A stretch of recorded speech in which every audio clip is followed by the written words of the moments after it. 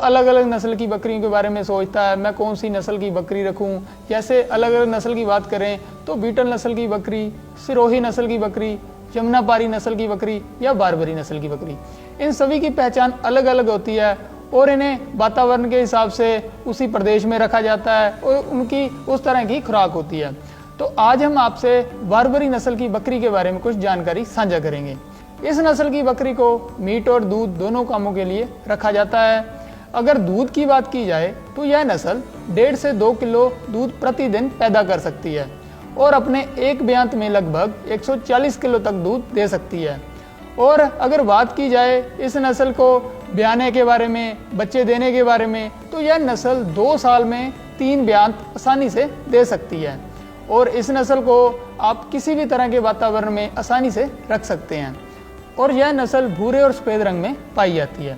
इस नस्ल की नासिका भी भूरे और सफ़ेद रंग में होती है और इनके खुर वो काले रंग के होते हैं।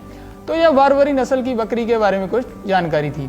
इसके अलावा हमारे पास ऐप पर भी कई पशुपालन भाइयों के सवाल आते हैं जो अधूरे होते हैं, जिनकी जानकारी देने में माहिरों को बड़ी समस्या होती है।